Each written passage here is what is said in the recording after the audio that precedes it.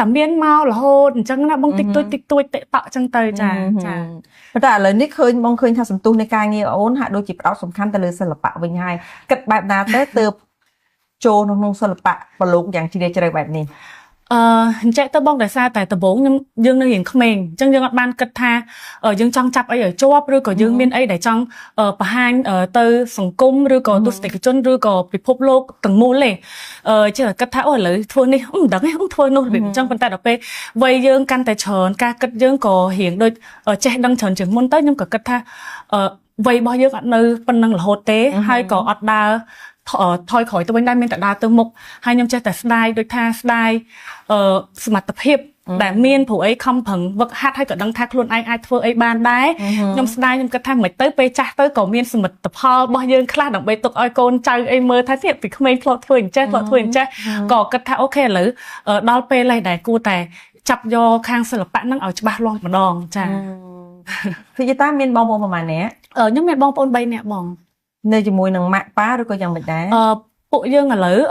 មានផ្ទះរៀងខ្លួនដែរប៉ុន្តែនៅតែត្រឡប់ទៅត្រឡប់មកមួយម៉ាក់ចាជួនកាលម៉ាក់មកគេងជាមួយជួនកាលទៅគេងផ្ទះម៉ាក់វិញនិយាយទៅគឺនៅតែជុំគ្នាអញ្ចឹងដដែលចានៅជាមួយនឹងក្រុមគ្រួសារដែលមានប៉ាម៉ាក់ទាំងអស់គ្នាឬក៏យ៉ាងម៉េចដែរអូនអត់ទេបងពួកខ្ញុំដំបូងនៅជុំគ្នាប៉ុន្តែដល់ពេលក្រោយមកប៉ាម៉ាក់គាត់លកម្មលកុសទៅក៏គ្រួសារបែកបាក់ប៉ាម៉ាក់បែកបាក់ទៅចាពួកយើងឥឡូវហ្នឹងនៅជាមួយតាម៉ាក់ទេយូរហើយនៅការបែកបាក់របស់គាត់អូនយូរហើយបងយូរហើយប្រហែលជាជិត10ឆ្នាំហើយចាពេលហ្នឹងអូនតំតែអាយុប្រហែលទៅខ្ញុំពេលហ្នឹងប្រហែលជាអាយុ17អីបង10យូរហើយចា18ចា18ឆ្នាំយើងចាប់ផ្ដើមរៀងធំដឹងក្តីហើយទទួលអារម្មណ៍បែបណានៅពេលដែលប៉ាម៉ាក់បែកបាក់គ្នាវាគឺជាសម្ពាធមួយដែលក្មេងៗដែលគាត់អ្នកដទៃទៀតដែលគាត់មានគ្រួសារពេញលេញមានថ្ងៃយល់លេព្រោះអីគឺយើងអារម្មណ៍ក្តីស្រឡាញ់ធម្មតាជាកូនកើតមកយើងតែងតែចង់មានឪពុកម្ដាយនៅជុំវិញខ្លួនយើងហើយប៉ុន្តែពេលដែលឪពុកម្ដាយគាត់ត្រូវបែកបាក់គ្នាយើងត្រូវឃើញ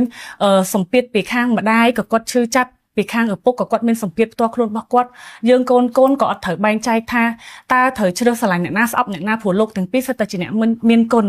ហើយយើងក៏អាចខ្វះលោកទាំងពីរបានដែរប៉ុន្តែជីវិតគឺត្រូវតែស៊ូឡើងមកហើយត្រូវតែឈរជាមួយនឹងភាពឈឺចាប់អញ្ចឹងវាពិបាកមែនតើបងវាប៉ះពាល់ផ្លូវចិត្តយើងដូចគ្នាហើយពេលខ្លះក៏ឆ្ងល់ដែរថាតើអញ្ចឹងបានពេលដែលខ្ញុំមានមិត្តភ័ក្តិដែលគេធំធាត់មកជាមួយនឹងគ្រួសារដែលពេញលេញណាយើងទទួលបានថាការគិតគេpositive ច្រើនមែនតើហើយមានអារម្មណ៍ថាអ្វីដែលគេនិយាយមកដូចអត់សូវតបប្រមល់តែពេលយើងកើតមកជាមួយនឹងអាសភាពបែបហ្នឹងវាធ្វើឲ្យយើងធំធាត់ឡើងជាមួយនឹងពេលខ្លះ stress មាន trust issue មានន័យថាយើងពិបាកក្នុងការទុកចិត្តមនុស្សយើងស្គាល់ភាពឈឺចាប់យើងដឹងថាអត់មានអ្វីថិតថេរអញ្ចឹងពេលដែលយើងសាច់គុកមនុស្សយើងតែងតែមានរនាំងមួយដូចថាខ្លាចខ្លាចរហូតខ្លាចអូតិចដូចថារៀបចូលចិត្តរៀបស្រឡាញ់ទេប៉ុន្តែដូចយើងតែងតែមានរនាំងមួយប្រាប់ថាកុំតន់ដក clear សិនវាធ្វើឲ្យ stress ហ่าបងកន្លែងហ្នឹងចាអូនដែលទទួលម៉ាក់ទេថាម៉ាក់ឲ្យកុំបែកគ្នាឬក៏ទៅបញ្យល់ប៉ាកុំបែកគ្នាអីដោយសារកូនធំអស់ហើយទេពេលហ្នឹងខ្ញុំរៀងនៅដូចស្ទើរដែរអញ្ចឹងខ្ញុំអត់ដឹងហើយមានអារម្មណ៍ថាបើសិនជាគិតបកទៅវិញមានអារម្មណ៍ថាអ្វីគ្រប់យ៉ាងវាកើតឡើងលឿនមែនតើបងដូចយើងអត់បានត្រៀមចិត្តហើយអត់ដឹងពេលហ្នឹងពេលវាកើតឡើងភ្លាមធ្វើឲ្យយើង shock យើងអត់ដឹងថាតើយើងត្រូវទៅផ្លូវណាហើយយើងត្រូវទៅស្អំបេះដូងអ្នកណាព្រោះឥឡូវហ្នឹងបេះដូងយើងវាពងតែឈឺដែរឃើញអ្នកទាំងពីរអញ្ចឹងយើងអត់ដឹងថាត្រូវទៅណាឯងពេលហ្នឹងគឺភាគច្រើនខ្ញុំនិយាយជាមួយបងប្រុសបើកចិត្តនិយាយជាមួយបងប្រុសច្រើនជាងហើយក៏បានអង្វរទទូចឪពុកម្ដាយរបស់យើងដែរប៉ុន្តែយើងដូចពេលហ្នឹងវាលឿនពេកទេបងយើងអត់ដឹងថាតើត្រូវប្រាប់គាត់មិនឲ្យយល់ហើយម្យ៉ាងគាត់ជាឪពុកម្ដាយយើងគិតថាគាត់គិតច្បាស់ហើយចានៅក្នុងចំណោមគ្រួសារទាំងអស់អ្នកដែល stress ជាងគេជាអ្នកណានៅក្នុងកំឡុងពេលឪពុកម្ដាយរបស់យើងបែកបាក់គ្នាខ្ញុំគិតថាទាំងអស់គ្នាបងខ្ញុំគិតថាទាំងអស់គ្នាតែអ្នកដែលអាចនឹងរងសម្ពាធឈឺចាប់ខ្លាំងបំផុតហ្នឹងគឺម្ដាយរបស់ខ្ញុំចាព្រោះបន្ទាប់ពីរឿងរ៉ាវកើតឡើងទាំងអស់ហើយខ្ញុំតែងតែនៅឃើញគាត់ព្យាយាមធ្វើឲ្យខ្ញុំធ្វើដូចថាអោបកសោបកូននៅឲ្យខ្ញុំនៅសោចនៅបញ្យល់នៅប្រាប់ថាកូនជីវិតត្រូវធ្វើចេះទាំងដែលពេលខ្លះគាត់អស់សង្ឃឹមនឹងជីវិតខ្លួនឯងហើយអញ្ចឹងខ្ញុំគិតថាខ្ញុំរៀនសូត្រពីគាត់បានច្រើនមែនតើចុះម្ដងនេះពេលនេះគាត់អូខេហើយនៅពេលនេះគឺគាត់រឹងមាំខ្លាំងមែនតើហើយខ្ញុំតសើម៉ាក់ខ្លាំងមែនតើដោយសារតែគាត់ងើបឈរមកបានព្រោះម៉ាក់ពីមុនធ្លាក់ខ្លួនឈឺខ្លាំងហើយសឹងតែថា ចប់បង ព្រោះផ្លូវចិត្តចឹងបានថាផ្លូវចិត្តគឺកត្តាធំបំផុតនៃជីវិតហ្មងបងបើសិនជាផ្លូវចិត្តយើងដុនដាបហើយយើងអត់អាចទាញខ្លួនឯងមកវិញបានអ្វីក៏យើងធ្វើអត់បានដែរ អ្នកណាជាអ្នកអាចស្ដារគាត់ឲ្យត្រឡប់មកវិញទាំងដែលផ្លូវចិត្តគាត់ពិបាកហើយគាត់ត្រូវអោបកសោបកូនជាច្រើនអ្នកទៀត ខ្ញុំគិតថាកត្តាធំបំផុតគឺគាត់ខ្លួនឯងខ្ញុំគិតថាប្រហែលជាគាត់គិតពីកូនហើយគិតថាបើសិនឥឡូវកូនវានៅក្នុងគ្រួសារមួយដែលបែកបាក់អីបើក្នុងនាមជាម្ដាយអត់រឹងមាំខ្លួនឯងទៀតកូនទៅពឹងពាក់អ្នកណារបៀបអញ្ចឹងណាចាបងខ្ញុំគិតថាអញ្ចឹង ហើយពេលហ្នឹងគាត់ដែរយំឲ្យកូនឃើញឬក៏អីទេឬក៏យ៉ាងម៉េច ខ្ញុំគិតថាគាត់ព្យាយាមអត់ឲ្យយើងឃើញប៉ុន្តែវាអត់អាចល្អ perfect ទាំងអស់បាននេះពេលខ្លះគាត់ក្តុកក្តួលអញ្ចឹងទៅគាត់ហូរតែភ្នែកមុខយើងផ្ទុះមុខយើងអញ្ចឹងក៏មានដែរហើយយើង shock អញ្ចឹងយើងរត់ទៅអោបអាណិតពេលខ្លះគាត់ទ្រាំយូរពេកអញ្ចឹងណាហើយយើងអត់សូវយល់ទេបងពីក្មេងដល់យើងធំឡើងយើងបានជួបបទពិសោធន៍ជីវិតទៅទើបយើងយល់ថាជីវិតវារបៀបម៉េច ចាបងចាស្រឡាញ់យើងចង់នៅក្បែរហើយវារបៀប ចាវារបៀបម៉េចចា តែវាកលិស័កត្រូវតម្រូវឲ្យមិនអាចតទៀតចានៅពេលឥឡូវហ្នឹងយើងចូលការងារសិល្បៈហើយរីកចម្រើនខ្លាំងទេតកតងអំពីការងាររបស់អូន បើសិនជាឆ្លើយថាអូរីកចម្រើនដូចអ្វីដែរខ្ញុំចង់បានវាអត់ទាន់ទេបងប៉ុន្តែបើសិនជាយើងគិតពីថ្ងៃទី1មកដល់ឥឡូវតើទទួលបានភាពរីកចម្រើនគួរសមហ្មងខ្ញុំគិតថាខ្ញុំ grateful ហើយមានន័យថាខ្ញុំអរគុណនៅអ្វីគ្រប់យ៉ាងដែលខ្ញុំមានសប្តាហ៍ថ្ងៃនេះពាក់ព័ន្ធជាមួយនឹងការងារសិល្បៈពួកអីពេលដែលយើងចាប់ផ្ដើមតាំងពីថ្ងៃទី1មកយើងអត់ដែលនឹកស្មានថាយើងអាចមកដល់ទីនេះបានយើងអាចសាងគេឈ្មោះបានប៉ុណ្្នេះហេទោះបីជាវាអត់ទាន់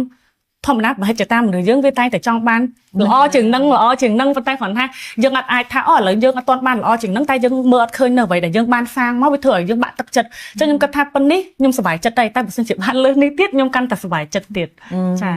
អ្វីទៅជាមហិច្ឆតាដែលធំជាងគេសម្រាប់វីតា មហិច្ឆតាដែលធំជាងគេសម្រាប់ខ្ញុំគឺការរកស៊ីរបស់ខ្ញុំជោគជ័យខ្ញុំអាចមើលថែទាំ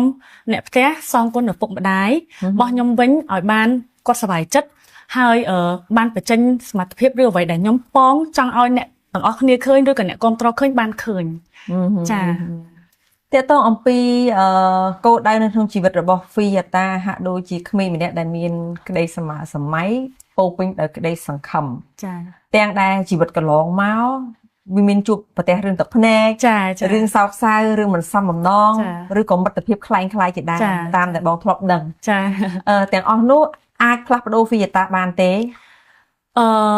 ផ្លាស់ប្ដូរបានហើយផ្លាស់ប្ដូរបានច្រើនមែនតើបងតាមពិតទៅមនុស្សខ្ញុំបើសិនជាដូច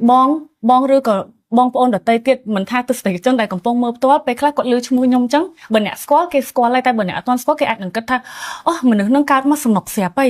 អូស្អាតស្រាប់ហីអូស្រួលហីបើមិនអញ្ចឹងតែអូការចាស់អូឆ្នះហើយតាមពិតទៅវាមិនមែនទេបងមនុស្សការឆ្នះទៅតាមកលៈទេសៈដែលបង្ខំយើងដូចគ្នាហើយខ្ញុំបងប្អូនអរគ្នាភាគច្រើនអត់សូវឃើញថាអូពិបាកមើលទៅអត់ពិបាកអីសោះមកពីខ្ញុំជ្រើសរើសអត់ឲ្យបងប្អូនឃើញព្រោះខ្ញុំគិតថាបង្ហាញខ្លួននៅក្នុងសង្គមមួយនេះចង់ឲ្យគេមើលមកគិតថាចង់បានភាពរឹងមាំអាចមកមើលខ្ញុំបានចង់បានភាពសុបាយចិត្តភាពស្រស់ស្អាតអាចមកមើលខ្ញុំបានបាច់មកមើលខ្ញុំពេលដែលខ្ញុំពិបាកឯងខ្ញុំគិតអញ្ចឹងបងហើយបើសិនពីនិយាយពីការផ្លាស់ប្ដូរបានច្រើនអត់ផ្លាស់ប្ដូរបានច្រើនបងពួកអីខ្ញុំគិតថាវាគឺជាមេរៀនជីវិតមួយដែលសំខាន់បំផុតបើសិនជាយើងធំធាត់ឡើងមកដោយមិនធ្លាប់ធ្វើខុសដោយមិនធ្លាប់ឈឺចាប់ខ្ញុំគិតថាពាក្យថារឹងមាំអត់ស័ក្តិសមជាមួយយើងទេចា អូនដែលស្ដាយនៅការបាត់បង់នៅមិត្តភាពคล้ายៗទេអូនដែលបារម្ភអំពីការសែបគប់មិត្តភ័ក្តិទេអូនខ្លាចជួបរឿងដដែលនៅក្នុងជីវិតទេបើខ្លាចជួបរឿងដដែលក្នុងជីវិតទេខ្ញុំខ្លាចសប្តាហ៍ថ្ងៃនេះខ្ញុំនៅតែខ្លាចហើយសប្តាហ៍ថ្ងៃនេះខ្ញុំនៅតែមានឥឡូវបើសិនជានិយាយមួយនៅតែមានគំនាបផ្លូវចិត្តមួយថាខ្លាចគេកុហកទៀតអាហ្នឹងមានន័យថាដូចបើនិយាយអង់គ្លេសទៅដូច trust issue ចឹងណាដូចថាខ្ញុំមិនងាយទុកចិត្តមនុស្សមិនងាយពួកអីរាល់ពេលដែលខ្ញុំទុកចិត្តមនុស្សខ្ញុំតែងតែដឹងមកទៀតដូចថាមិនអាចខាំងខ្លួនឯងបានណាតែងតែផ្ដាល់ក្តីស្រឡាញ់នឹងការទុកចិត្តឲ្យទៅទាំងអស់ពេកអញ្ចឹងទៅវាធ្វើឲ្យយើងល្ងិតល្ងងនៅចំណុចណាមួយធ្វើឲ្យគេអាចធ្វើបាបយើងបាននៅចំណុចណាមួយដូចគ្នាហើយបើសួរថាស្ដាយនៅមិត្តភាពដែលបានមិត្តភាពខ្លាំងៗដែលបានបាត់បង់ទេអត់ទេបងមានតែអរគុណដែលបានបង្ហាញឲ្យខ្ញុំឃើញថាអ្នកជារបៀបនេះអញ្ចឹងទៅខ្ញុំអាចដកខ្លួនចេញមកកុំឲ្យមាន វិបត្តិកាន់តែធ្ងន់ជាងហ្នឹងប៉ុន្តែសួរថាអ្វីដែលខ្ញុំស្ដាយគឺខ្ញុំស្ដាយនៅទង្វើល្អសកម្មភាពល្អមុននឹងរឿងមិនល្អកើតឡើងដោយថាធ្លាប់មានមិត្តភ័ក្តិម្នាក់ដែលនិយាយគ្នាបានយល់ចិត្តគ្នាបានតែវាបាត់បង់អាហ្នឹងទៅអស់ហើយគិតថាបើសិនជាចង់សាងអាហ្នឹងម្ដងដូចក្តីស្រឡាញ់រវាងមនុស្សស្រីនិងមនុស្សប្រុសចឹងបងហើយពេលខ្លះបាត់បង់មិត្តភាពហ្នឹងវាឈឺចាប់ជាង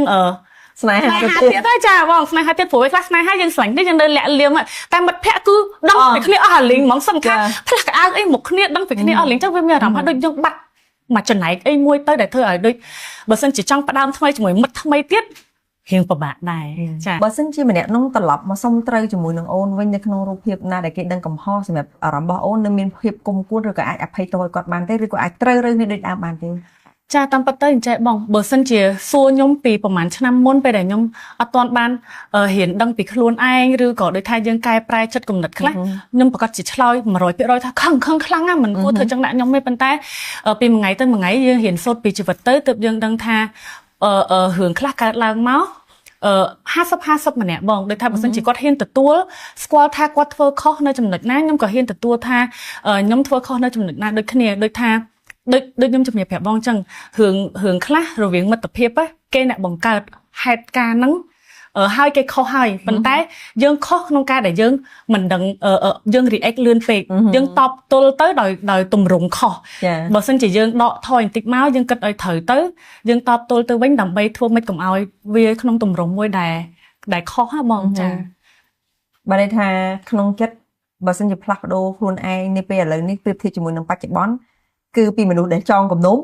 ចាពីមនុស្សដែលមិនមានគំនុំដូចមកចាព្រោះកាលណាដែលមានគំនុំជាមួយណាគេម្នាក់ខ្ញុំមានអារម្មណ៍ថាហត់ព្រោះខ្ញុំរៀនពីហ្នឹងណាបងគឺថាពេលដែលយើងមានគំនុំជាមួយនរណាម្នាក់មានអារម្មណ៍ថាហត់មែនតើមិនទោះបីជាគេមានគំនុំមួយយើងមានគំនុំជាមួយគេដូចគ្នាពេលគេលឺឈ្មោះយើងគឺគេខឹងហ្មងបដូរមូដអស់លីងដូចពងតែសบายចិត្តរីករាយចឹងស្រាប់តែបដូរមូដអស់លីងចឹងខ្ញុំគិតថាអត់មានគំនុំជាមួយអ្នកណាល្អបំផុតព្រោះមនុស្សយើងអស់ធំហើយខុសឬក៏ត្រូវខ្លួនឯងធ្វើខុសឬក៏ត្រូវគឺខ្លួនយើងដឹងច្បាស់បំផុតជាងគេចាវីតាគឺជាមនុស្សមួយដែលមានអ្នកថាចេះអញត្រូវតែត្រូវគ្រប់យ៉ាងដែលមាន mood នឹងនៅក្នុងខ្លួនជាប្រចាំមានបងពីមុនមាន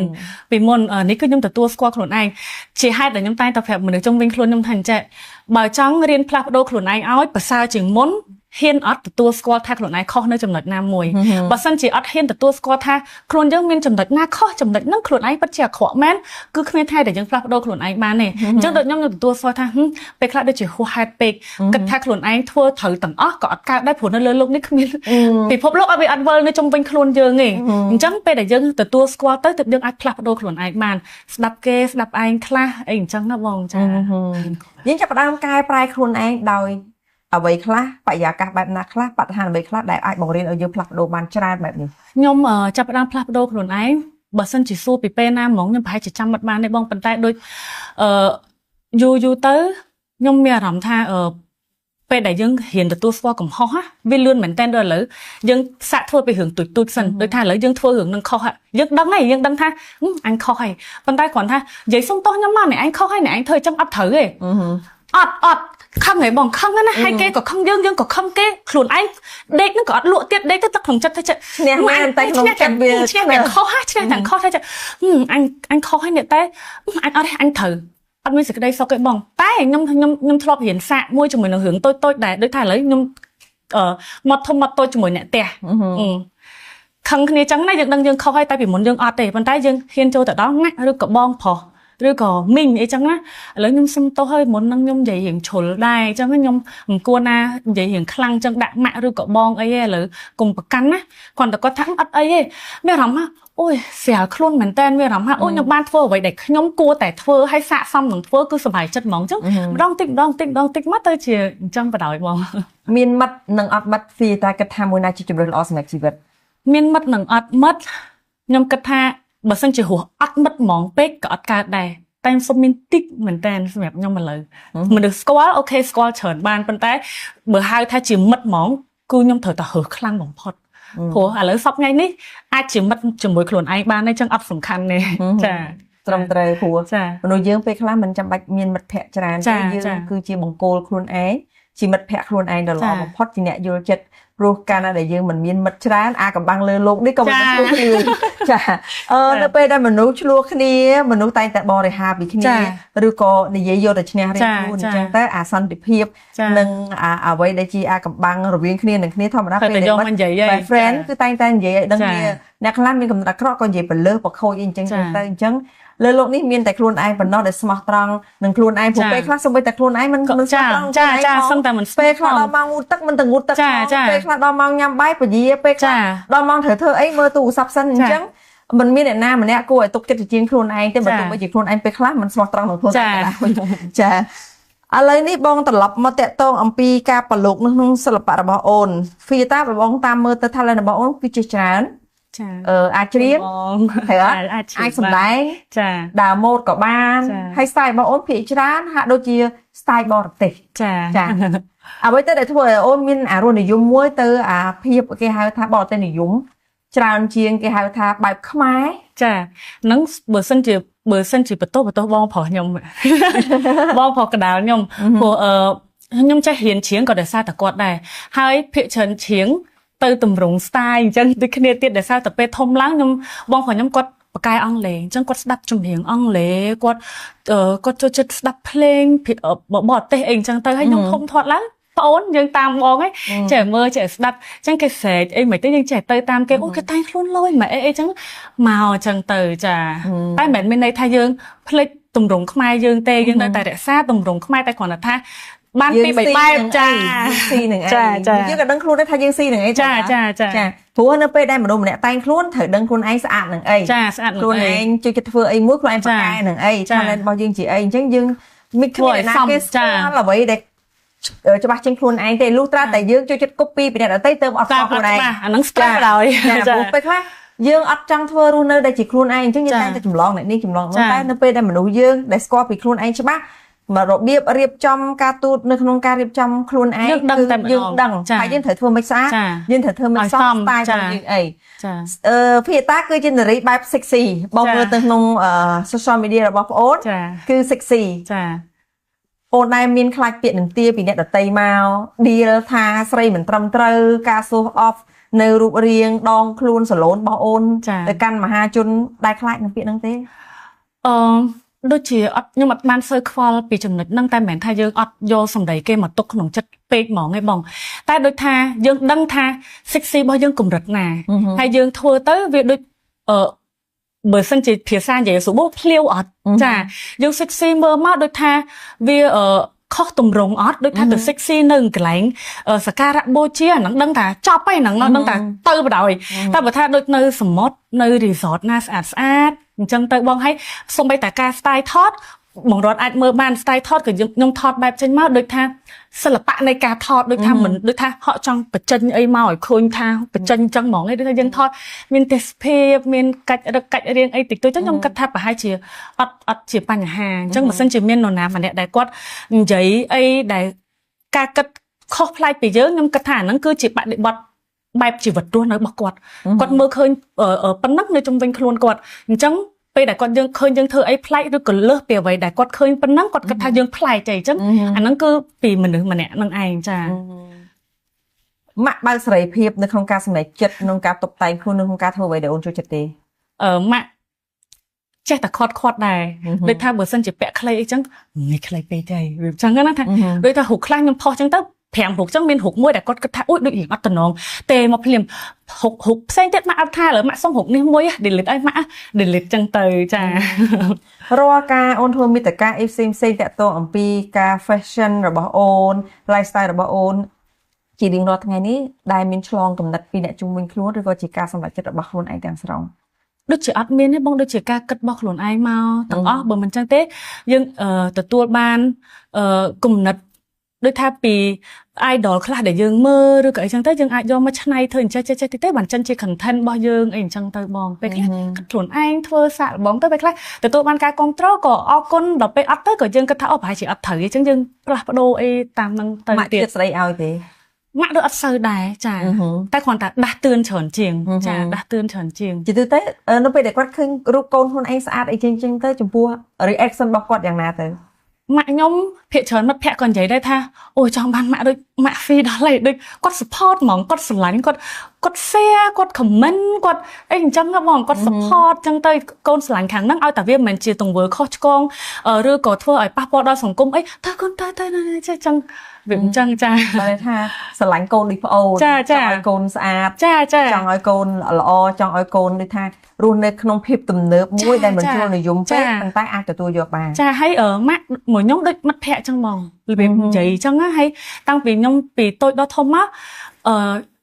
រឿងលុយកាក់ចាយអីគឺខ្ញុំដូចចេះពីគាត់ដែរដូចអត់ចាយធំទេហើយក៏អត់ចាំបាច់ផ្ដោតទៅលើរបស់ brand បានពាក់អីដែរខ្ញុំគឺ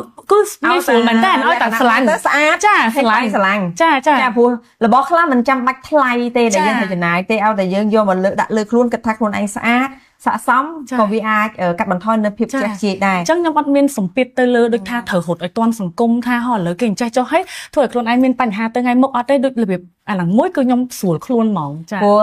ភាគច្រើនគេអត់យល់អំពីការចំណាយទៅលើតម្រូវការនិងការចំណាយបែបចំណង់ចានៅពេលដែលតម្រូវការពេលខ្លះរបស់ខ្លះវាថ្លៃយើងអត់ត្រូវចាំបាច់ទិញប៉ុន្តែវាជាតម្រូវការ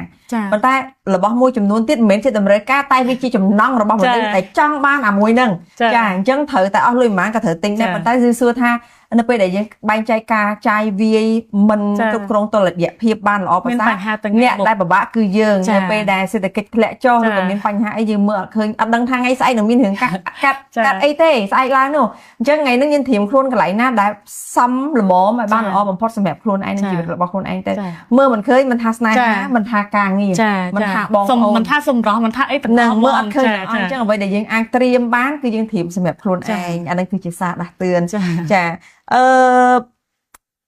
នៅក្នុងសំណួរមួយដែលបងចង់សួរខ្លាំងបំផុតចាហើយបងឃើញថាគឺយតាគឺជាមនុស្ស free ដូចមិនសូវខ្វល់ចង់ណានិយាយដើមវិញនិយាយទៅចង់ណាថាមិនល្អទៅកុំឲ្យលឺ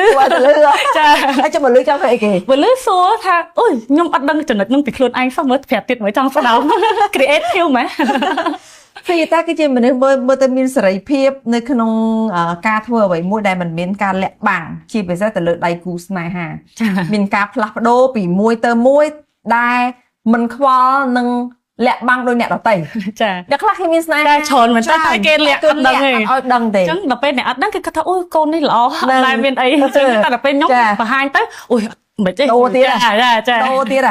ចានៅពេលដែលឆ្លាតដែរបងតែលឺអញ្ចឹងតើអូនគិតថាអូនជាមនុស្សល្ងងឬក៏ឆ្លាតហើយអូនគិតថាគេនឹងយល់មកអូនរូបភាពបែបណាអូនយល់តែមិនដែរចាតាមពិតចំណុចនេះនិយាយទៅពាក់ព័ន្ធទៅម៉ាក់ទេរីក៏តែងតែដាស់តឿនខ្ញុំដែរថាកូនបើសិនជាបាច់អត់តន់ច្បាស់លាស់បាច់តន់ប្រហោះឬក៏ឲ្យគេដឹងឬក៏ចេញមុខចេញអីមួយគ្នាច្រើនពេកទេគាត់តែងដាស់តឿនដែរប៉ុន្តែដូចបងនិយាយចឹងពេលខ្លះផ្នត់កណិតមនុស្សយើងខុសគ្នាដូចខ្ញុំរបៀបខ្ញុំគិតថាឥឡូវខ្ញុំអត់បានផ្ដោតទៅអនា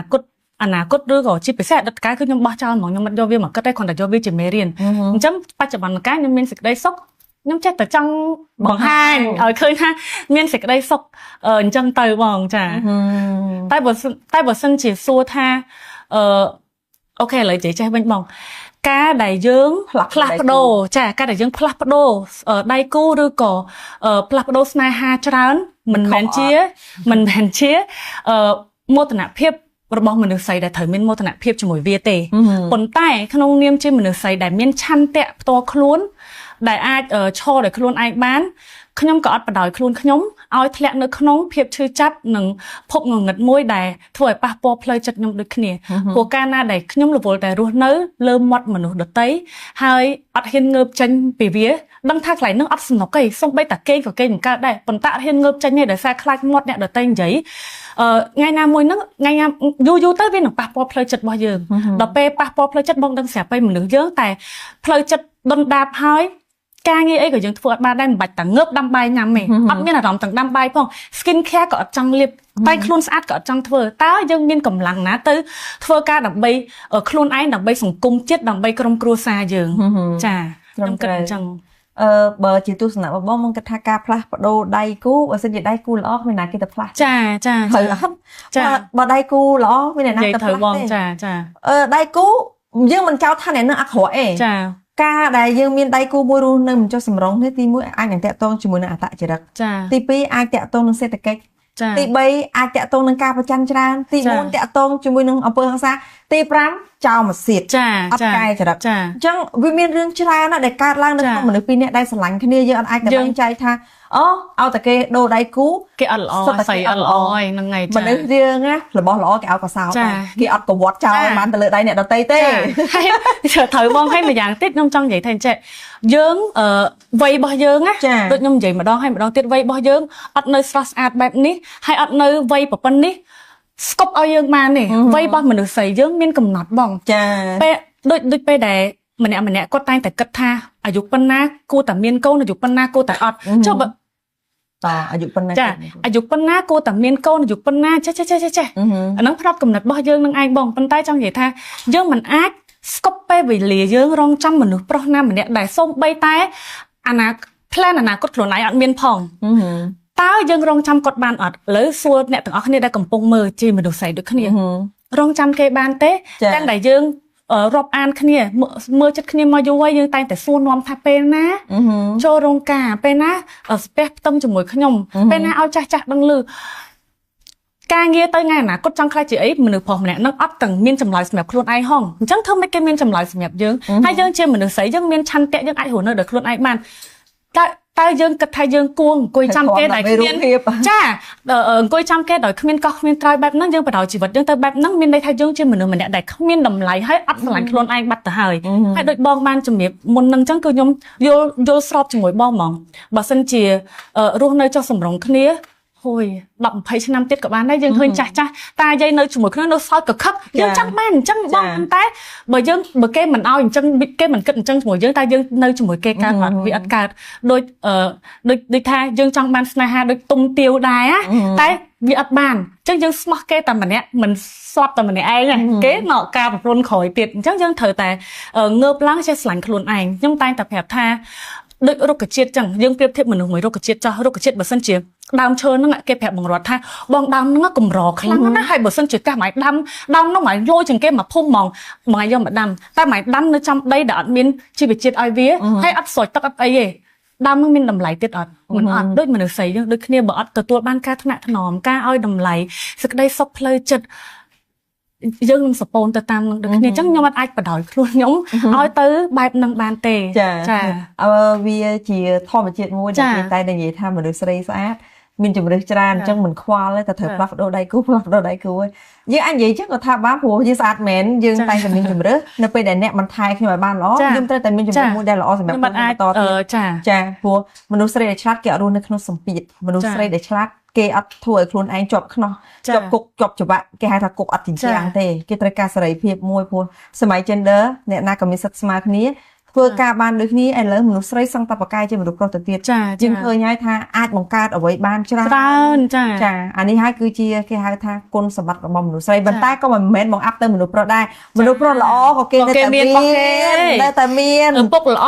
បុរសល្អអញ្ចឹងមិនខ្ញុំទៅសើមនុស្សស្រីដែរគាត់បានប្តីល្អអញ្ចឹងបានឥឡូវយើងនិយាយបកតិចណាបងនៅកុំឲ្យថាស្ដាប់ទ្រឹស្ដីខ្ញុំហើយថាអញត្រូវតែស្រឡាញ់ខ្លួនឯងអាប៉ែនឹងជាមួយថ្ងៃហ្នឹងអត់ទិញបាយល្ងាចដែរអញចង់ស៊ីដឹងតែលេងក្បាលចោលមកអត់ទេ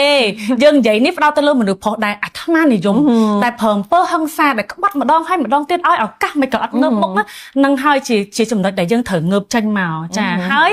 បើសិនជាខ្ញុំមានជំរឿសជ្រើសបាន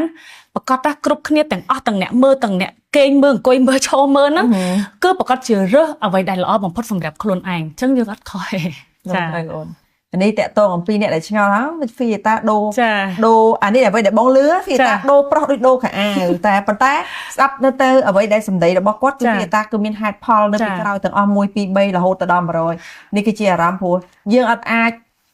កំណត់អត្តសញ្ញាណណាម្នាក់គ្រាន់តែមើលពីសម្បកកាយរបស់គេទេចាហើយពេលដែលយើងឈឺចាប់ហូរទឹកភ្នែកក៏ខ្ញុំអត់បានទៅផុសថតដាក់ខ្លួនឯងយំឲ្យបងប្អូនទាំងអស់គ្នាមើលថាអូនេះម៉ោងនេះខ្ញុំឈឺចាប់ហ្នឹងអញ្ចឹងស្អែកខ្ញុំចេះហ្នឹងណាអត់ទេអញ្ចឹងណាបងចាតែបងមនុស្សស្រីយើងពិបាកណាត្រង់មកពេកគេថាមួយថ្ងៃឃើញទួយសោចាអញ្ចឹងដល់ពេលរឹងមាំពេកគេថាអូបកាយអញ្ចឹងប្រុសមិនងាយត្រូវចិត្ត ចឹងហើយបានថាពេលខ្លះមានតែរស់នៅជា ចាអីបងបកែចាំបើប្រុសនិយាយទៅចិត្តឡើយហ្នឹងក៏ត្រូវដែរព្រោះអីឧទាហរណ៍ថាចេះមនុស្សយើងអាចល្អឥតខ្ចោះទេប៉ុន្តែយើងអាចល្អបំផុតនៅ version របស់យើងណាមួយអញ្ចឹងបើសិនជាយើងឥឡូវដូចបងអញ្ចឹងដូចខ្ញុំអញ្ចឹងយើងរស់នៅដូចបងរស់នៅវាផាសសេចក្តីសុខហើយយើងរស់នៅសេចក្តីសុខហើយលើថាយើងនៅម្នាក់ឯងចោះយើងផ្ដល់សេចក្តីសុខឲ្យខ្លួនឯងបាន9យើងទៅយកមនុស្សប្រុសចូលមកក្នុងជីវិតយើងដែលឲ្យសេចក្តីសុខយើងបានត្រឹម5យកមកធ្វើអីចឹងនិយាយចឹងថាយើងយកមកអ្នកដែលដូចថាហក់យើងមើលថៃខ្លួនឯងបាន8គេមើលថៃយើងបាន10យើងបកកាយប៉ុណ្ណឹងគេបកកាយជាងយើងប៉ុណ្នេះ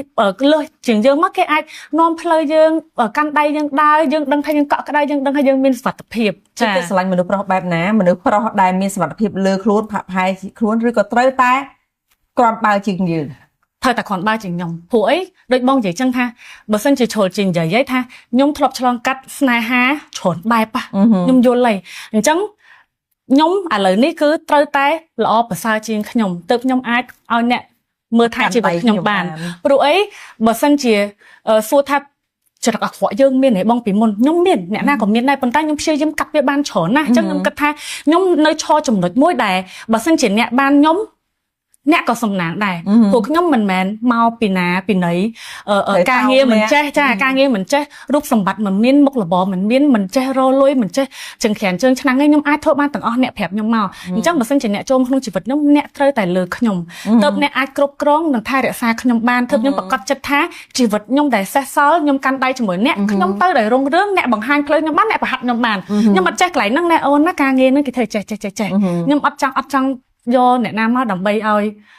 យើងទៅបរិហានគេវិញឯងព្រោះអីយើងហត់មកគ្រប់គ្រាន់ហើយបងចាអត់មានស្នេហាស្មោះស្ម័គ្រអត់មានលុយកាក់ហើយរស់ហើយក៏ត្រូវការចូលក្នុងជីវិតដែរទេស្នេហាស្មោះស្ម័គ្រត្រូវការប៉ុន្តែខ្ញុំអត់លុយសោះក៏អត់កើតខ្ញុំគិតថាស្មោះហើយអត់មានបាយញ៉ាំវាបង្កទៅជាចំនួនដដែលអញ្ចឹងខ្ញុំគិតថាអូខេយើងរកអ្នកដែលស្រឡាញ់យើងស្រឡាញ់គេប៉ុន្តែយើងមើលថាស័កសមជាមួយនឹងយើងអត់ចេះវិញបងស័កសមជាមួយនឹងយើងអត់ចាព្រោះអត់ទេអត់អីទេខ្ញុំម្នាក់ឯងក៏បានដែរតែក៏ប៉ុន្តែមនុស្សស្រីអត់មានអីត្រូវការវែងឆ្ងាយទេក្រៅតែពីត្រូវការបរិបម្នាក់ដែលមានទទួលខុសត្រូវចេះបង្កើតលុយទៅខ្លួនឯងដោយមិនរំពឹងទៅលើឪពុកម្ដាយឬក៏សិទ្ធិអំណាចក្រៅឪពុកម្ដាយមិនមែនមិនឲ្យគោរពការដឹងគុណនិងការស្រឡាញ់ត្រូវបែងចែកឲ្យគ្នាប៉ុន្តែត្រូវមានសមត្ថភាពដែលបង្កើតលុយបើទោះបីជាមិនមានធនធានធំដុំក៏ត្រូវមានប្រាជ្ញាបង្កើតលុយហ្នឹងហើយគឺជាអារម្មណ៍របស់មនុស្សស្រីចាហើយតិចខ្ញុំនិយាយចឹងទៅគិតថាអូមនុស្សស្រីមុខលុយហ៎តែអីចឹងណាតែមិនមែនទេដាក់ព្រោះអនាគតគ្រួសារគឺត្រូវតែអញ្ចឹងដែរលើចាស់និយាយថាអាអូនហែងមកតដឹងកូនអីហែងចំវារស់អត់វាគឺជាជីវិតបងរស់នៅប្រចាំថ្ងៃយើងត្រូវការលបហ្នឹងថ្ងៃចាមហូបអាហារគ្រឿងអលង្ការមនុស្សស្រីខ្ញុំគិតថាភាសាដែលមនុស្សប្រុសដែលនិយាយថាម្នាក់ស្រីនៅមុខលុយណាដោយសារគាត់អត់មានសមត្ថភាពព្រោះមនុស្សប្រុសម្នាក់ដែលស្រឡាញ់មនុស្សស្រីម្នាក់ពិតប្រាកដគឺមានតែការផ្ដល់ឲ្យចាត្រូវបងហើយមនុស្សស្រីដែលគេមានឆន្ទៈខ្លួនគេក៏គេរើសមនុស្សប្រុសដើម្បីឲ្យចូលជីវិតគេដូចគ្នាឲ្យមានស្តង់ដារជីវិតមនុស្សស្រីដែលមានស្តង់ដារគឺគេត្រូវការស្តង់ដារជីវិតដែលប្រហែលគ្នាហើយវាមានច្រើនលើសពីមួយចំណុចដែលគេចង់បានហើយវាមិនមែនជារឿងដែលព្យារឿងដែលគេតែខ្លួនឯងអស់ចាតែវាជារឿងដែលគេគិតថាតែគេស័ក្តិសមជាមួយអ្នកណាស័ក្តិសមជាមួយនឹងគេវាបែបហ្នឹងដូចខ្ញុំគិតថាភាគច្រើនមនុស្សយើងអានេះខ្ញុំផ្ដល់បទសម្ភាសន៍ជូនបងខ្ញុំគិតថាខ្ញុំនិយាយថ្វងហ្មងហើយទស្សនិកជនដែលគាត់អត់ទាន់ស្គាល់ខ្ញុំអធិស្ឋានផងប៉ុន្តែបើសិនជាអ្នកដែលគាត់ធ្លាប់ស្គាល់ខ្ញុំគាត់ដឹងថាខ្ញុំចូលចិត្តនិយាយថ្វងព្រោះបើសិនជាតាមបទសម្ភាសន៍គេសួរថាស្លាញ់មនុស្សផងមិនខ្ញុំអត់គិតពីរូបសម្បត្តិទេខ្ញុំអីកុហក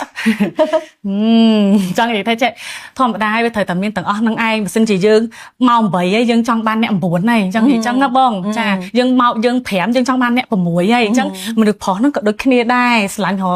តែល្អអញ្ចេះល្អចុះមានតម្រូវការរៀងខ្លួនចុះមនុស្សប្រុសក៏មិនទៅដែរស្រឡាញ់មនុស្សស្រីអាក្រក់ដែរយើងខុសអីគ្រាន់តែរកតម្រូវការត្រូវជាមួយចិត្តយើងអញ្ចឹងអ្នកមើលអ្នកផ្សេងទៀតដូចបងអញ្ចឹងមកត្រូវរកតម្រូវការអ្នកដែលចូលមកជីវិតខ្ញុំអ្នកស្តង់ដារខ្ញុំអញ្ចេះស្តង់ដារគេអញ្ចេះស្តង់ដារចេះតែទទួលបានបែបណាគឺជារឿងរបស់អ្នកឯងតែគេទទួលបានបែបចេះចាតែដោយឡែកដែលមានចម្ងល់របស់មហាជនគាត់តែងតែឆ្ងល់ថាហ្វីតាតែងតែជ្រើសរើសដៃគូភាគច្រើនជាជនជាតិបរទេសហេតុអីបានជាមិនសម្លឹងឃើញខ្មែរបើមិនកាត់ជាអនិកជនគឺបរទេសសិក្សាតែម្ដងប្រហែលជាអាចនឹងមកពីដូចបងបាននិយាយពីមុនថាហ្វីតាមើលទៅដូចជាfreedom របៀបអញ្ចឹងណាបងហើយខ្ញុំគិតថា អត់ទេតាមពិតខ្ញុំធ្លាប់មានតាក់ទងនិយាយស្គាល់មើលចិត្តអីជាមួយខ្មែរដែរប៉ុន្តែដូចថាប្រហែលជា not easy ការគិតខ្ញុំចាកា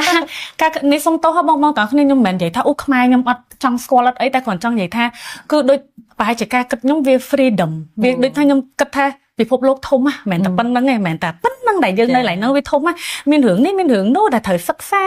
មានកន្លែងដែលត្រូវទៅមានអីថ្មីជាច្រើនអញ្ចឹងខ្ញុំគិតថាប្រហែលជាបើសិនជាគាត់ជាជនជាតិដូចយើងតែការគិតគាត់ធំទូលាយដូចយើងអានោះខ្ញុំគិតថាអូខេយើងអាចនិយាយគ្នាបានចានេះគឺជាអារម្មណ៍មួយពិតប្រាកដដែលនេះប៉ុន្តែយ៉ាងណាវិញនៅតែគេហៅថាមានដៃគូមួយដែលបរទេសហើយសង្ហាតែបើបងតាមមើលពីតាគឺមិនដែលមានដៃគូមួយណាតែអត់សង្ហាទេបងនិយាយដូចមិត្តភក្តិខ្ញុំតែបងនិយាយដូចមិត្តភក្តិខ្ញុំដែរនេះចាហេតុអី first choice is handsome ឬក៏យ៉ាងម៉េចឬមួយក៏ចៃដន្យបានមកតែវាស្អាតចាមិនមែនថាខ្ញុំត្រូវទៅអូស្លិតហមមើលអត់ទេដូចថាវាដឹងដែរបងដូចអញ្ចឹងណានិយាយទៅបានមកដូចទៅធွာសាធុអញ្ចឹងទៅចាហើយចង់និយាយថាចេះបងប្អូនតាមពិតទៅដូចជំរាបបងដូចគ្នាដូចអ្នកខ្លះជាងយើងទៀតប៉ុន្តែដូចថាគេជ្រើសរើសថាគេមិនបង្ហាញណាអញ្ចឹងទៅគេមើលមកធម្មតា clean ធម្មតាដល់ពេលខ្ញុំវាដូចជា post story អីចឹងទៅមានអ្នកស្គាល់អ្នកអីចឹងទៅ3 4នាក់អីចឹងទៅគេគិតថាអូច្រើនណាស់វាចឹងណាចាតែប៉ិតបើស្ដាប់ច្រើនណាស់ហ្នឹងទៅដូចថា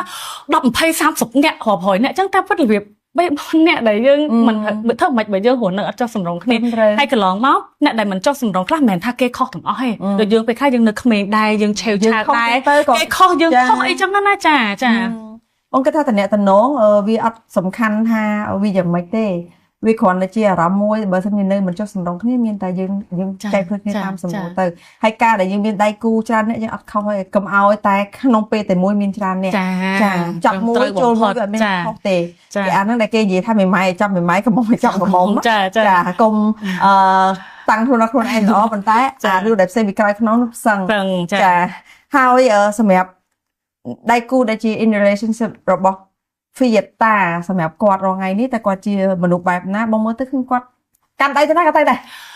គាត់បើខ្ញុំធ្លាប់និយាយជាមួយមិត្តភ័ក្តិផ្សេងខ្ញុំនិយាយថាគេនិយាយថាហ្វីហើដល់ត្រូវគេនិយាយចឹងណាហើយយើងក៏ចេះតែញ៉ាំចឹងទៅព្រោះបច្ចុប្បន្នកាលនេះអ្វីគ្រប់យ៉ាងគឺល្អទាំងអស់ប៉ុន្តែទៅថ្ងៃមុខមិនយើងអត់ហ៊ាននិយាយសម្រាប់ថ្ងៃបច្ចុប្បន្ននេះបងយើងអត់ដឹងទេព្រោះមនុស្សខ្លះនៅជាមួយគ្នា5ឆ្នាំឆ្នាំទី5ហ្នឹងបានចេញចរិតប៉ិតមកយើងអត់ដឹងទេអញ្ចឹងយើងទៅមកយើងទៅស្គាល់គ្នាអ្នកខ្លះទៅស្គាល់គ្នាពី3អាទិត្យអូពេញចិត្តណាស់យើងក៏អត់ទាន់ដឹងដែរយើងអត់ដឹងទេតែសប្តាហ៍ថ្ងៃនេះអ្វីដែលខ្ញុំសប្បាយចិត្តគឺគាត់គឺជាអ្វីដែលខ្ញុំចង់បានគាត់មានចិត្តខន្តីចិត្តធ្ងន់ប្រហាត់បរៀនបញ្យលដោយថាធ្វើបងប្រុសក៏បានធ្វើជាឪពុកក៏បានគ្រប់គ្រងថែរក្សាផ្ដល់កម្លាំងចិត្តហើយក៏អត់ដែលបិទសិទ្ធក្នុងការដែលយើងចង់ធ្វើការឬក៏ចង់ទៅប្រឡងឬក៏ចង់អីគឺក៏អត់ដែលបិទសិទ្ធអីយើងទេមានតែ support ថែមកន្លែងណាដែលគិតថាអត់តំណងគាត់នឹងជួយប្រាប់យើងអាកប្បកិរិយាមិនមើលមកអត់សមរម្យទេពេលអីចឹងប្រាប់យើងខ្ញុំគិតថាល្អអញ្ចឹងបានខ្ញុំតែងតែដូចប្រាប់ជំរាបបងមិនអញ្ចឹងណាថាចង់រំលឹកដែលល្អជាងខ្ញុំមិនមែននិយាយរឿងលុយហែងត្រូវតែមានជាងអញទេណូល្អជាងខ្ញុំហ្នឹងគឺផ្លូវចិត្តនិងសតិអារម្មណ៍គេដែលគ្រប់គ្រងល្អយើងបានចាមានន័យថាបើសិនជាម្នាក់ហ្នឹងនៅការផ្លូវចិត្តគាត់នឹងចំណេះដឹងគាត់ក្រោមយើងគាត់មើលដឹងឲ្យយើងខុសអីទេអញ្ចឹងគាត់ជួយយើងអត់បានទេគាត់មើលដឹងថាតើចំណុចកន្លែងនេះសមឬមិនសមគាត់អត់ដឹងទេអញ្ចឹងគាត់ជួយយើងអត់បានឲ្យទៅជាមនុស្សប្រសើរជាងហ្នឹងទេអញ្ចឹងទៅបើសិនជាយើងយកនរណាម្នាក់ចូលក្នុងជីវិតយើងគួរណាស់តែយកមនុស្សដែលជួយឲ្យយើងប្រសើរជាងយើងនៅម្នាក់ឯងចានេះគឺជាហេតុផលរបស់មនុស្សស្រីមិនមែនតែស្អាតត្រូវការតែលុយទេប៉ុន្តែបើលុយក៏មិនអាចទៅមុខបានដែរនឹងស្នេហាចាគេហៅថាស្នេហាមួយទាំងសេដ្ឋកិច្ចផ្លូវចិត្តផ្លូវកាយចាត្រូវតែដើរទន្ទឹមគ្នា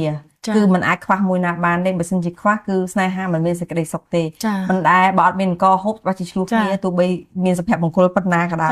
អានឹងវាជារឿងធម្មជាតិនៃជីវិតគាត់ប៉ុន្តែមនុស្សភាគច្រើននៅពេលដែលគាត់មានអាចរិតមួយអាត្មានិយមគាត់ទទួលស្គាល់កាត់ប្រទេសគាត់គិតថាអញ្ចេះតាមតែការចាត់តាំងរបស់គាត់ខ្លួនឯងកន្លែងណាដែលវីតាស្រឡាញ់គាត់ខ្លាំងជាងគេនៅក្នុងចំណុចដែលគាត់ជាមនុស្សប្រុសម្នាក់នៅក្នុងជីវិតវីតាចិត្តធ្ងន់ហើយចិត្តល្អព្រោះខ្ញុំកើតមកជាក្មេងម្នាក់ដែលកើតក្នុងគ្រួសារដែលបែកបាក់ហើយអញ្ចឹងខ្ញុំត្រូវតែ ពីក្មេងមកយើងអត់ដឹងថាយើងត្រូវធ្វើខ្លួនមិនដើម្បីការពារខ្លួនយើងបានទេអញ្ចឹងយើងតែងតែធ្វើខ្លួនយើងឲ្យរឹងរហូតដល់យើងទៅជារឹងរូសរឹងរូសអញ្ចឹងទៅយើងទៅជារឹងរូសវាទៅជាកាចឆ្នះពេលខ្លះដូចថាចាកាចឆ្នះអញ្ចឹងគាត់គឺជាមនុស្សម្នាក់ដែលផ្ទុយពីខ្ញុំដែលអាចធ្វើឲ្យខ្ញុំរៀនសូត្រពីគាត់បានពេលដែលដូចថាគាត់មានការងារដូចថាគាត់ធ្វើការមានការងារខ្លះដែលអត់ទៅតាមគម្រោងរបស់គាត់មានវិធីដោះស្រាយដោយខន្តីដោយចិត្តត្រជាក់ហើយធ្វើឲ្យការងារហ្នឹងត្រឡប់មកល្អវិញអញ្ចឹងធ្វើឲ្យខ្ញុំមើលឃើញថាមិនមែនចាំបាច់ដល់តែសង្កត់ធ្ងន់ដល់តែកាចដល់តែនេះទើបដោះស្រាយបញ្ហាបានទេយើងអាចចារបៀបអញ្ចឹងទៅជាមូលហេតុដែលបេះដូងដែលស្រស់ស្រាយរបស់គាត់វាធ្វើឲ្យខ្ញុំស្វែងចិត្តនៅជាមួយគាត់ដូចគ្នាហើយនៅពេលដែលបាននៅក្បែរខ្លួនយើងហើយគាត់បាននិយាយពីអីដែលលើសពីមុនមកដែលគាត់អត់ធ្លាប់បានបញ្ចេញជាមួយហ្វីទេចាគាត់ប្រាប់ថាខ្ញុំផ្លាស់ប្ដូរច្រើនព្រោះគាត់ស្គាល់ខ្ញុំយូរឆ្នាំដែរគាត់ថាខ្ញុំផ្លាស់ប្ដូរច្រើនហើយគាត់ចាប់ដើម fall in love ជាមួយយើងវិញហ្នឹងគឺគាត់ដោយសារតែអត្តចរិតអញ្ចឹងបានធ្វើឲ្យខ្ញុំសិក្សាយល់ថាសម្រស់សមត្ថភាពมันអាចចងចិត្តបរិះណាម្នាក់ឲ្យនៅជាមួយយើងបានទេអ្វីដែលអាចចងចិត្តបរិះណាម្នាក់ឲ្យនៅជាមួយយើងបានគឺបេះដូងបរិះនឹងខ្លួនឯងអញ្ចឹងមិនថាយើងស្រស់ស្អាតលើសនារីទាំងអស់នៅលើពិភពលោកហ្នឹងយើងមានលុយលើសនារីទាំងអស់នៅលើពិភពលោកហ្នឹងបើយើងមិនមែនជំនឿដែលគេចង់នៅជាមួយគឺគេនឹងចាមិនគេនឹងមិនរើសយើងហើយគេនឹងមិននៅជាមួយយើងទេតែបើសិនជាយើងគឺជាមនុស្សម្នាក់ដែលគ្រប់គ្រាន់ហើយបេះដូងគេរើសថាគាត់នឹងជាមនុស្សតែម្នាក់គាត់ដែលខ្ញុំចង់រស់នៅជាមួយខ្វះមានត្រឹមយើងបានត្រឹមតែ7ក៏គេឃើញយើង10ដែរដូចអញ្ចឹងចាឥឡូវឃើញថាភីងឯណោះជីវិតហ្វីតាថាគឺភីងប្លែកតាអាវទេបងចាតកតងទៅកម្រងការងារទៅអនាគតហ្វីតាគឺបានទាំងរូបរាងកម្ពស់កម្ពស់ដងខ្លួនចាភាសាក៏អាចប្រើប្រាស់បានមានបំណងគិតថាអូយចង់ទៅប្រឡងនៅក្នុងវិស័យបវរកញ្ញាណាមួយដែលកំពុងតែល្បីល្បាញនៅក្នុងប្រទេសយើងទេដាក់ពាក្យហើយឯងបងអញ្ចឹងចាតែចាំsurpriseបងនឹងចាំsurpriseបងប្អូនទាំងអស់គ្នាហើយនឹង fan ទាំងអស់គ្នា